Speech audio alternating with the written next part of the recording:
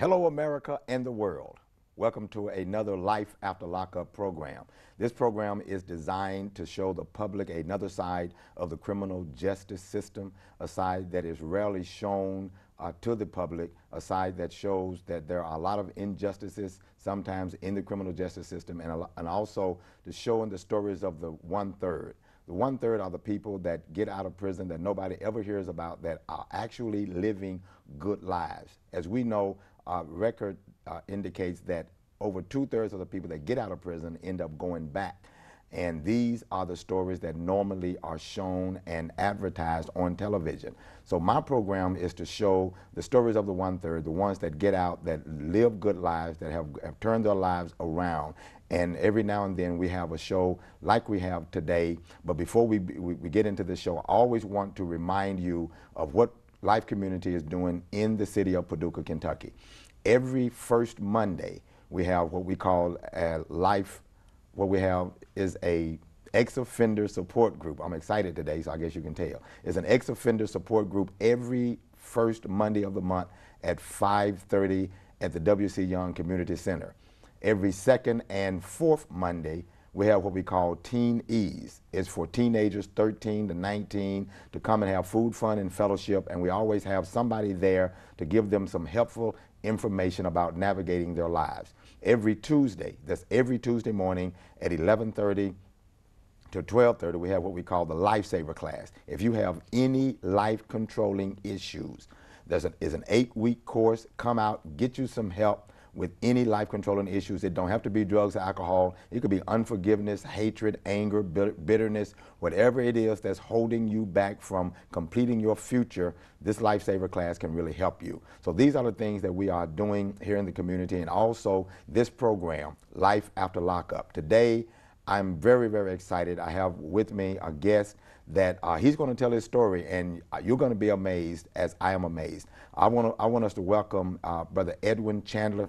Hey man, how you doing? Thank you. Are you doing all right? Doing good. You're not nervous? No, I'm not. Oh, well, I'm sweating. Look at me. All right. Listen, man, you have a unique, fascinating story, and yours is a story of injustice. Yes. And a lot of times injustice kind of goes a lot of different ways. Yours kind of started in '93. I read some of the article that you gave me, and from my understanding, there was a gas station attendant that was killed in '93. Yes. Now, how was it that you came to be even a suspect in that? Through the police systems, however they do their investigation. One officer provided some information about me, and it took off from there. Wow. And so they arrested you for that. Yes. And can you kind of give a little information about how all of that went, that you ended up going to prison and all that? Well, I had been arrested. I was in a halfway house, so to speak, for a bad check. Okay. And ironically, I didn't write the bad check. Wow. Somebody else had wrote the bad check, and the judge at that time didn't feel like, I was telling him the truth, that I hadn't wrote the check. So, and I had a job at that. I was working at Coca-Cola, and so I didn't want to lose my job. Right. So they gave me a restitution to pay on the check. The check was less than $300. So I, was going to pay the check off and, go about my life. Right. But I was young. I was almost 20. Okay. And I take that back. I'm sorry. I was almost 21. I was 20, and my mind state at that time was not clear. Okay. Because I had just went through a very, very difficult point in my life. Excuse me. Before all of that had happened, a few months before, my mother had passed of breast cancer. Wow.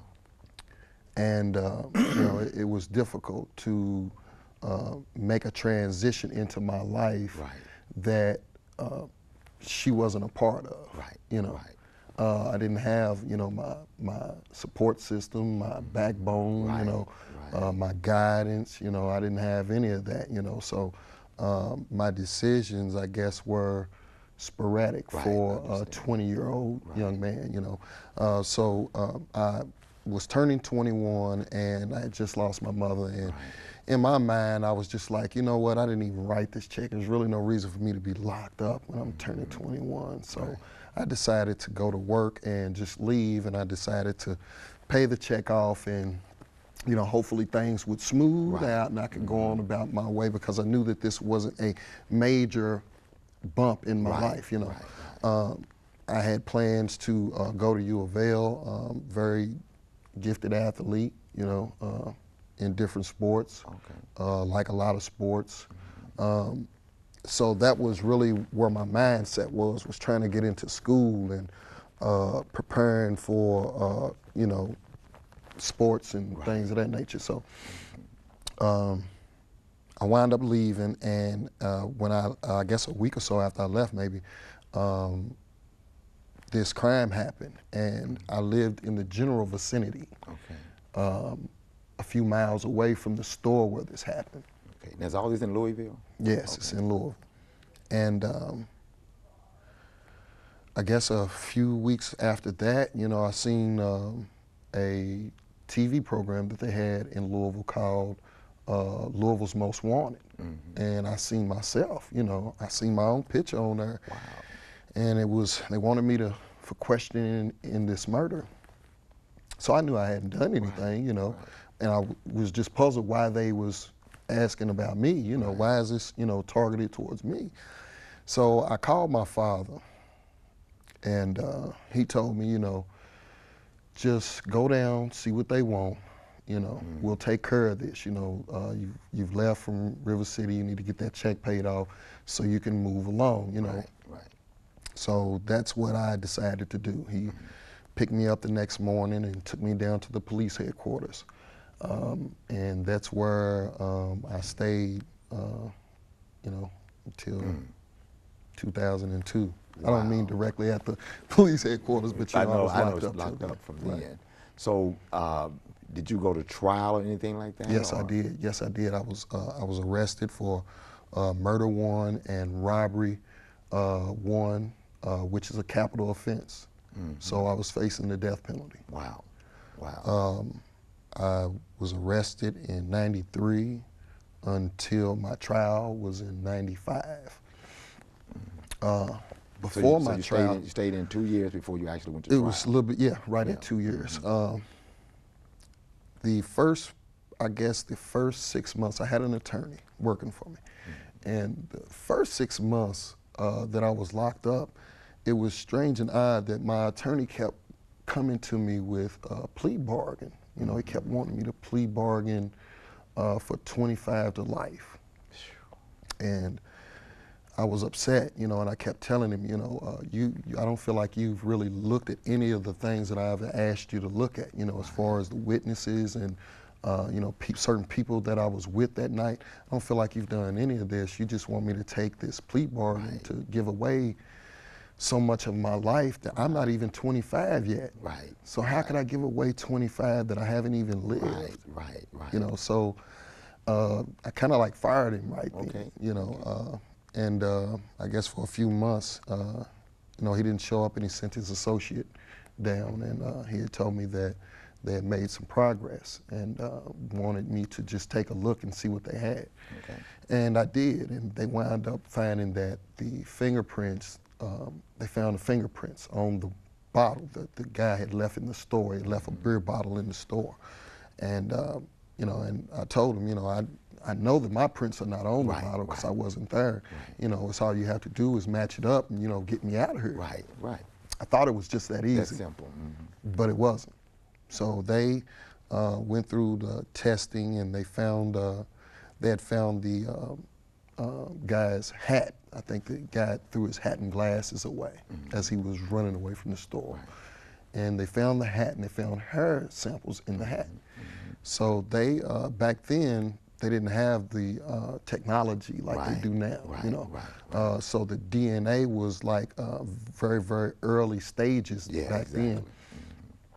And it was done a different way. Even the fingerprint system was done totally different. So they tested all of the stuff, and you know, it come back negative, you know, which I knew it would. Right, and right. I just assumed that would be it. But you know, we went on to trial, and actually, when I was interviewed or interrogated on this, the detective who did the interrogation coerced me, threatened my family. I mean, direct, pointed, you know, told me that he would have my sister and her kids taken, you know, and have her locked up for harboring a fugitive. Wow. Wow. So at that particular time, you know, I didn't know what to do, you know, Exactly. and he had this radio sitting right on the table, you know, and he told me that's all he had to do was get on his radio and radio over because they had a cop car waiting outside my sister's house to get her. Wow. Wow. So that put me, you know, really in a bad position, being a young man. Right. You know, Right. if I was the age that I am now, and with the understanding that I have now, it wouldn't have went that way. Right. Exactly. You know, but exactly. I didn't have the tools that I have now. Of course. You know? Of course. So the officer the detective had told me a lot of stuff, like what the guy had on. But he was telling me like it was me, you know. And I was like, well, you know, I don't know about any of that, you know, because it wasn't me, I wasn't there, you know. And we went back and forth for several hours. I mean, like maybe between 5 and 7 hours. Wow. I was interrogated, and I told myself that, you know what, if I tell this man that I did it, he's gonna lock me up. But when they find out, you know, about the fingerprints and all of that. you know, you're gonna see that it's not me, because you're telling me that I done left a bottle here, but I know my fingerprints are not on it. So I told him, I said, okay, I'll tell you whatever you want me to say, you know. And he recanted some things to me before I went on the tape, and I just recanted what he had told me back over the tape. So I was. It was like a confession then, as yes, far as they was concerned. Yes, yes. So I was faced with having to deal with this confession now. So as my attorneys prepared for trial, we had another hearing, and the hearing showed that it was a suppression hearing, and the hearing really showed that the detective had, in fact, fed me information. But the day of my trial, the judge who had sat over the suppression hearing, excuse me, was no longer in that courtroom. Something happened to where the judge got moved. So it was a new judge that sat over the ruling of the suppression hearing and my trial. Wow. So he ruled against me in the suppression hearing and progressed with the trial. So I wound up going to trial and getting convicted. But the strange thing to me always has been that I was charged with murder 1. Right. And robbery 1. And if jury of my peers feels that I actually committed this crime, then convict me of what I was charged with, which is murder 1 and robbery 1. Now, I'm not saying by no means that I wanted to go to the, I understand what you're saying, you know, you know, the death penalty at all. But from my understanding now, this is the process of our justice system, you know. And for whatever reason, the jury elected not to convict me of murder 1, but to convict me of a manslaughter in the 2nd degree, which is a far great lesser, you know, of lesser charge. So I was sentenced to 10 years on a manslaughter 2. And they convicted me of robbery in the 1st degree. And the robbery in the 1st degree, I got a maximum sentence of 20 years. So I had 30-year sentence. Wow. So I went to prison in '95, and I was in prison from '95 until 2002, where I was released on parole. Okay, so that was almost 10 years. So that basically took care of the whole 30. No, it didn't take care of the whole 30 because I was released on parole. Okay. Parole is just another extension of prison for me. Okay. Because I had to report on a regular basis to a parole officer. I had to pay parole Restitution. fees. Right. I had to pay a crime victims fund, $100 when I very first got out. The very first day I was out, I was ordered to pay a $100 fine to the crime victims fund in Louisville. And 7 years of paying a parole officer every time I seen him. Right. You know, sometimes when I first started out, I think I seen him twice a week, and then it moved to once a week, then it moved to once a month, and then once every 3 months. You know, so it phased out, but it took 7 years to phase out. You know, while I was still, you know, trying to figure a way that I could get some help with this case still. You know, even though I was out, I was still pressing forward with, you know, my life, but at the same time I was wanting to really get this off of me, you know, and I just felt like there was something somebody could have done. Right, exactly. Now, this is really interesting because a lot of people have done time and they're saying that they didn't actually do the crime. But once they do the time, they feel like, well, just try to go on, you know. But in your case, you're saying, wait a minute, you know, it's got to be something that can be done about this. Now, how much parole were you supposed to be on? There is no limit to parole, really. It's just whether you're on active parole or inactive parole. I did the 7 years, and it pushed me to go to an inactive stage. While I was on parole, I mean, there was just a lot of guidelines that I had to obey by still, just like I was in prison, you know. So it made my life still difficult, you know, to maneuver in, you know, when I still got all of these parameters. I'm a construction, I have degrees in construction, so that's what I was, you know, doing. And a lot of times that work takes you out of town and different places. And you know, I had to get a work visa from my parole officer just to go and work in Indiana, you know, and different things like that. So it made my life, you know, still difficult. Right, and now let's go back to this time, even before you got out. How can you express any kind of way without, I guess, however you want to? How was that, being in prison, knowing you were innocent? I mean, did you like adapt? Did you just kind of make do? Were you angry, wanted to hurt people? I mean, how was that for you?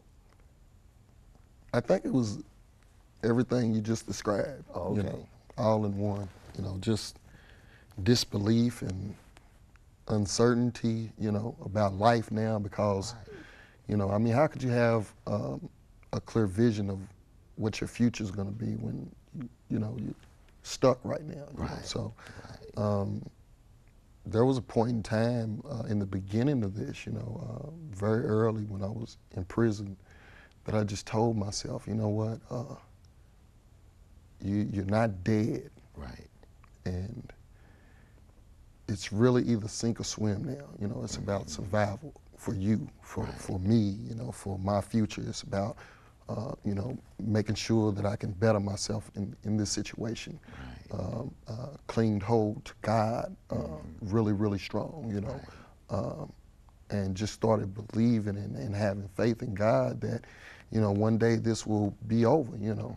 And so that's what I did. I decided to swim instead of sink. Wow. Was it? Did you have to kind of get I'm not going to say killer instinct, but a survival kind of instinct as far as prison life? Because now I was there for 3 years and a couple of months, and I saw a lot of stuff. And you know, I was guilty, but I saw a lot of stuff, and it still affected me a lot. So as an innocent man going in, not having that kind of mentality, how did you survive with the maybe threats of your life or things of that nature. How was that for you? Or were you protected? I just, I dealt with it just like anybody would, or, you know. Like I said, it was, you know, when I told myself that it was either sink or swim, it was surely about survival. Right. You know, so yes, there were things that I had to do to make sure that my survival was intact. Right, I understand. You know, there were safeguards that I had to make for myself. Right, I understand. You know, I worked out a lot. You know, not to say that size matters, but sometimes it does. Sometimes it does, and sometimes that gives you personal confidence. Yes. Itself, and because people don't realize, prison is another world. Yes, totally. It's a whole nother world. It's totally a different world. The outside people don't really understand the mentality that a person has to have to survive in prison. Correct. You know, whether, like you said, either sink or swim. You're going to either become a part of the system, or you're going to let the system work for you so you can better yourself. Exactly. And that's what I seen in it. You have to but I use the same principles now in life. You know, not just because I was in prison. I took those same principles that I thrived on and built myself up on, and I applied it, you know, in society. Right, exactly. You know, and that's how I live today. You know, back then it was more, like I said, of a survival type of thing that I had to make it to the next day. I had to make sure that I made it to the next day. Yes, that's it. And as long as I continued to make it to the next day, in that day I found that how much good can I produce for myself in this day? How much good can I produce for myself now? You know, so it's a process. You know, I didn't start out just with a whole ball of wax to say I'm this big guy and I'm gonna walk around prison, and you know, it wasn't that at all. It was just the point that I knew that I had to have a direction in life. Right. And there's always gonna be the left side or the right side, and I chose the right side. You know, and I continued to choose the right side, the right choices, the right direction in life. And you know, I went and got into school. I had dropped out of school early in life. I went to school, got my GED. I went immediately into a trade. Good. And I wound up graduating tops in my class in the trade, and wound up going on to tutor in that trade. And then I went back and tutored for the educational side. And so I kept myself busy. You know, I kept myself with constructive things and positive things in my mind, you know, amongst all of the negative that was around me and that surrounded me. You know, I tried to stay positive every day. So, and that's powerful. Now I know, since you went to trial, you had all kinds of, I guess, avenues that you could take as far as trying to get your case overturned and looked at. And did you do all of those things? Yes, I did all of those things. And actually, the one thing that I did that is a big plus in this situation is, before I was released on parole, there was a pamphlet that kind of like circulated the prison that I was at. And it was from the Kentucky Innocence Project. And one of my associates told me, he was like, you know, I know your case, you know, I know you've been working on it the whole time, and you know, maybe you should try this, you know, and see if they can give you some extra assistance. And you know, I looked at it and I was like, well, you know, really at this point I don't have anything to lose, you know. So you know, I filled it out and they wrote me a response back, and I wound up responding back to that, and then they sent me a really big correspondence, like, but it needed me to detail all of the facts, all of the evidence, all of everything in this case, and all of the paperwork. So I had to gather up all of the stuff that I had been, you know, accumulating over, you know, the last 10 years, and, you know, get it all to them. So I got that done, and I went up for parole, and I made parole, and I was released, and then I just went on with my life. You know, I went on with starting to build my life. You know. Mm-hmm. So you didn't really hear anything from it until after you had gotten out. Yes. So now let me ask you this: going in and after getting the time, did you kind of have an idea as to how much you would have to do if you didn't get any kind of relief from court? Did you have an idea that maybe it would be almost 10 years, or were you looking at the 30 and saying it could be any time between today and 30 years from now? Right. Exactly. That's how you looked at it. Anywhere between now and 30 years. So. Wow. Excuse me. But in a positive sense, that was good for me because I had a 30-year window to work on myself. Wow. You know. Whew. I had a 30-year window to work on myself. Mm-hmm. And even though that's a long time, that gave me a leg up for when I got out. You know? And that's the way that I looked at it. You know, I didn't sit back and wonder negative thoughts about it, you know, because like I said, it was about survival, you know, and making sure that I could better myself and be productive and all of that, you know, so. And I've always, you know, wanted, and I get some of the same kinds of information when I ask innocent guys, how do you survive like that and keep your mind intact, knowing that you are innocent, and instead of just fading yourself away or committing suicide? Because I was guilty when I thought about committing suicide. So how do you just not say, just give up? You know, I just give up. This is hopeless case. I'm in here for nothing. I'm just giving up, just cutting it loose. Well, I have. You have? I have, yeah. But I mean, you know, how do you just give up breathing? You know, I mean, you can't just lay down and just die. Right. You almost got to do it give yourself. Up. Right. It's not like anything that you think that you would have went through, I went through. Wow. You know, it's nothing different. But you know, when I gave up, I realized that that terminology really doesn't exist because you can't just give up.